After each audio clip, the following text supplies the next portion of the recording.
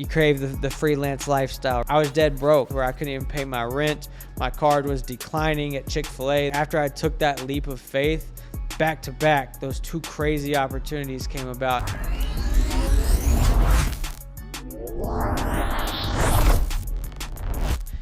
And welcome back to the Creatively Connected podcast. I'm your host, Chris Rippy. Today is another solo episode. I got nobody to talk to other than you on the other side of this lens, headphones, car radio, FM radio, cassette player, cassette tape, wherever you listen to podcasts.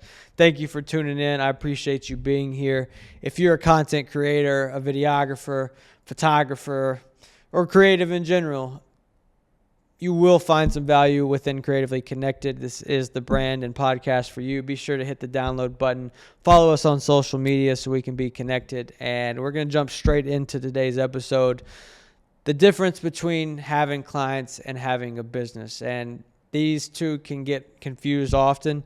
I know for the first 4 years of my career as a videographer, I had them confused. Probably the first 5 years or 6 years, I had them confused. I thought, since I had clients coming in and that I was getting booked, semi-consistently or consistently, that I had a really good business on my hands. And it wasn't until after my biggest client that I've worked with, still to this day, after that tour run, I was on tour with them. It was Snoop Dogg, spoiler alert, biggest tour I've ever been on, biggest artist I've ever worked with. It wasn't until after that tour that I got humbled really quick and, started the process and journey of learning the difference between having a business and just having clients.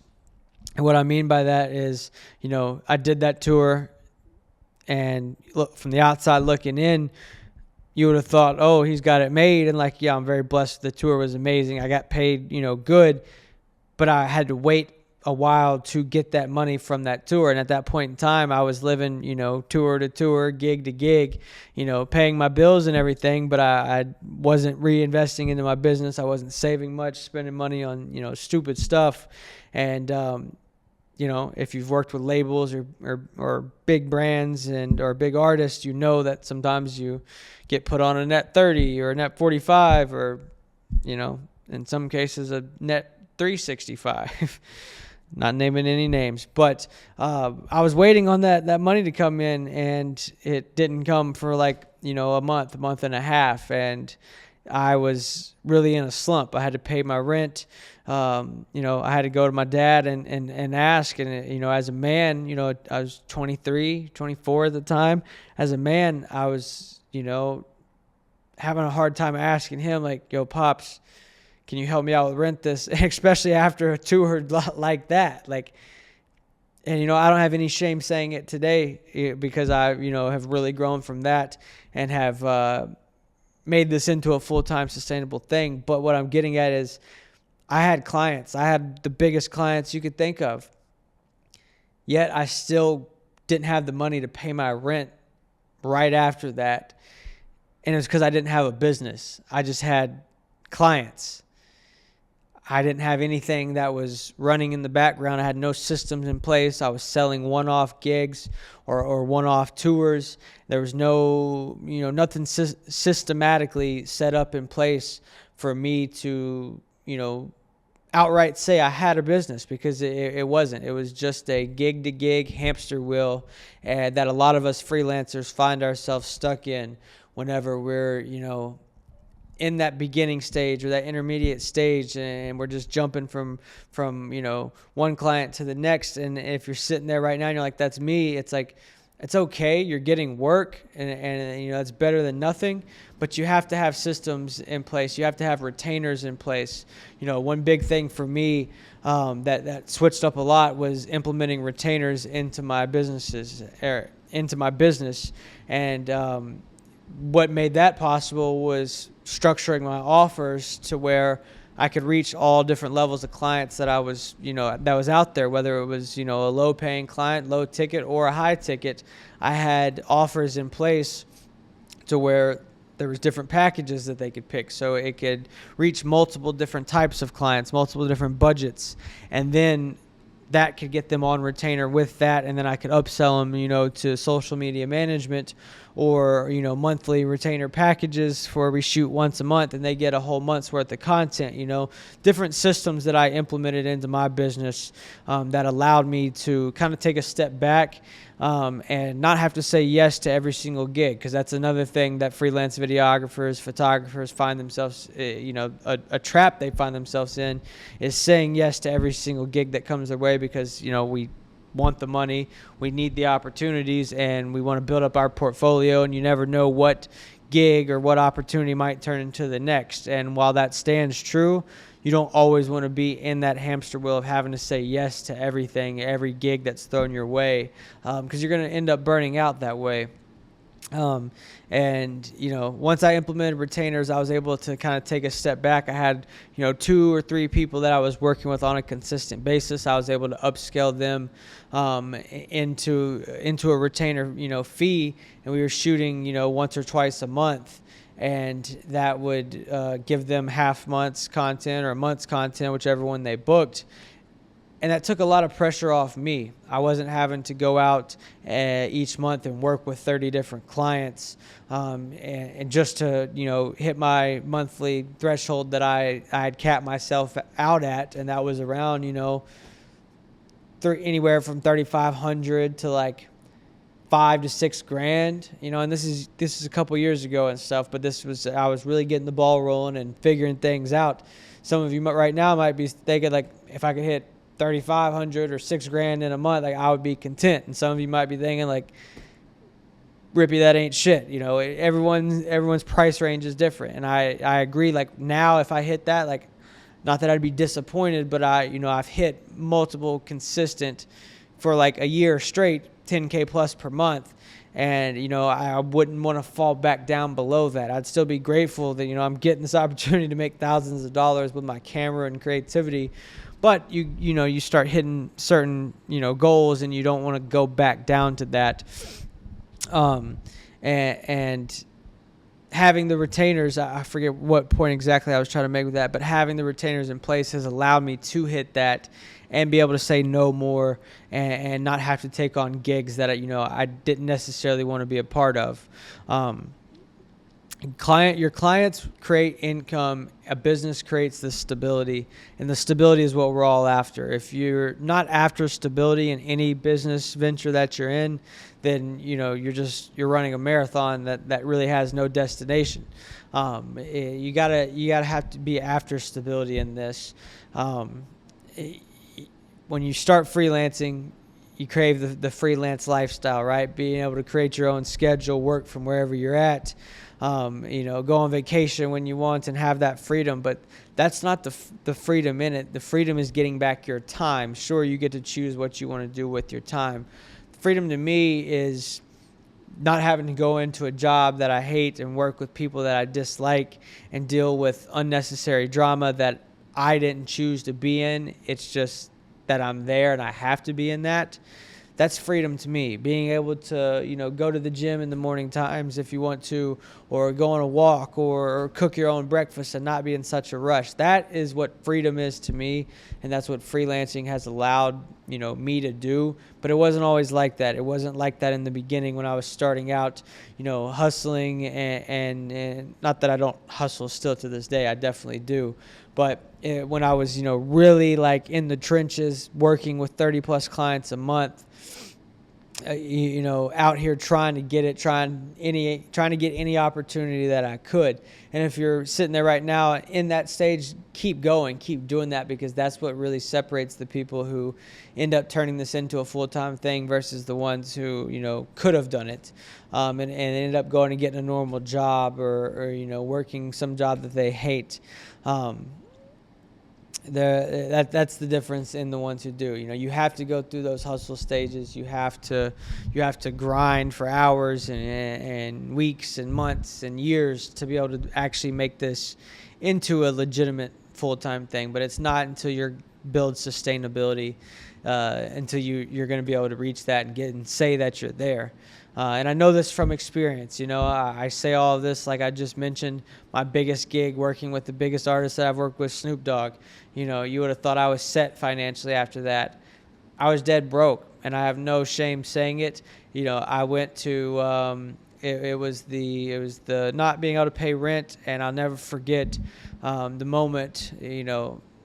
The rent thing was one thing, but then this was another, and this was after another tour, and this was actually like through 2 months prior. Now, given I just left working, I'd worked with an artist full time for a year. It was a great opportunity. I wasn't getting paid much of anything for it, so I didn't have much savings going into it. I had just left full time with him, and I got two of the craziest opportunities at that point in time, going on tour with Cole Swindell, and then 2 months after that, I got an opportunity to go on tour with Snoop Dogg. And it was just like, after I took that leap of faith, back to back, those two crazy opportunities came about, and I was like, okay, this freelancing thing is for me. But boy, did I not know what was coming financially in those few months after that, because I was not prepared for it. I just took a leap of faith. Thankfully, it paid off, but at the time, financially, it put me in a bind to where I couldn't even pay my rent. My card was declining at Chick-fil-A. That was the other thing I was getting to. My card declined at Chick-fil-A for like a simple meal, and that's what really opened my eyes. I was like, okay, I got to get some structure behind this. I have to figure out how I'm going to turn this video and photo thing, this content thing, into an actual business, to where, if I want to step away for a week, I can, and it's not going to, make or break me or my business. And I say all of that with standing here today as a full-time videographer and content creator, after hitting my first, six-figure year this past year in 2025. I'm extremely grateful I didn't quit, because I could have quit at that point in time. I could have walked away and, went and gotten an actual job, they say. But I didn't. I stayed after it. I made sure that I was never going to be behind on my rent again, that all my bills were going to be paid, and that I wasn't going to get a full-time job. What I did to get through that moment was I was still shooting content, still had clients coming in here in Nashville. And then I went and DoorDashed for a little bit, just to create some, little cushion there. And then after 2 weeks of that, I was like, nah, screw this. I'm going to systemize my freelance business. I'm going to get some clients on retainer. I'm going to, be able to scale this, and I'm not doing DoorDash. Nothing wrong with DoorDash. It's a great side hustle. Nothing against side hustles. You got to, get this how you can. I just knew that was taking time and energy, and that I was just hating that. And it was more of a sign that, you're built for this creative life. You just have to figure out how it's going to work for you. And that's the whole, thing here. What works for me might not work for you. What works for the next person might not work, for the next one after them. Everyone's path is different. We're all running, our own races. You can't, compare your, week 6 or month 6 to someone else's 6 years that they've been doing this, right? You have to run your own race, figure out your own North Star and where you're headed, and then do everything in between to get there. I know it's way easier said than done, but it really can be that simple once you break it down. So I just wanted to get on here and touch on that. Really, I've been, not many people know that story about, having to go and ask my dad for rent. God love him. Rest in peace to him. He helped me pay my rent that month. And then obviously I paid him back once those net 45, 90, whatever it was, hit. I paid him back and everything, but he helped me out with that, and the Chick-fil-A thing too. Not many people know that story, so I want to get on here, do an episode, and share the realness of it, and share the raw, true, what goes on in a content creator or videographer's life, because it's not all everything you see on social media. Thankfully, now I've grown tremendously from that and have multiple streams of income coming in through content creation, and never had to go get a 9-to-5 job. After that season, that hectic season that I was in, I was able to, come out on top, you could say, and actually build sustainability in this. And I know you can too. But there is a huge difference between having clients and having a business. And not a lot of creators, understand that, myself included, for the longest time. It took me, having to go through the ringer and having to, be late on bills and not have the money to pay stuff because I didn't have a business in place. I just had clients. And now, thankfully, sitting here in 2026, I can confidently and fully say that I have a business on my hands. I can step away and things are still running in the background. I'm still, bringing in leads even when I'm not working, and I have content systematically created and analytics studied and tracked to know what's performing and what's actually bringing me in leads and what's bringing me in sales online and what's converting to clients. And, it wasn't always like that. But now, thankfully, I can sit here and say that I do have that in place. And I want to help you guys get that in place too. If you're a freelancer, a creator right now, and you need a little bit more structure, a little bit more accountability to help you get going in the right direction, I run a group. It's called Freelance to Freedom, filled with over 360 freelance videographers, photographers, content creators, all networking together, landing higher paying clients, landing retainer deals. We host weekly calls in there where I go over, what I'm doing that's working in my freelance business. And how, you can implement it into yours, go over content strategies, all of that jazz. So if you're needing that extra push and you want to join something like that, I'm going to leave it linked in the description. It's called Freelance to Freedom. I'd love to see you in there. We have a weekly call, like I said, every week, and they're on Sundays. So hope to see you in there if you need that extra push. But just wanted to do an episode today. Quick little conversation, nothing crazy, but we're dropping episodes weekly. Thank you for tuning in. Make sure to download all the episodes. If you haven't already, go follow us on Instagram and go back through our episodes. We've been putting out episodes since 2023. This is not a new podcast by any means. We have a catalog of episodes with a lot of talented creators. We've had photographers, videographers. We've had some musicians on there. So a lot of free value in there. You can go download the episode. I feel like I've been throwing this hand a lot right here. I normally don't have an armrest when I record these episodes. I'm kind of in a different spot. So I've just been smacking them. Get that ASMR. Guys, thank you so much for tuning in. Appreciate you. I'll see you guys in the next one. Peace out.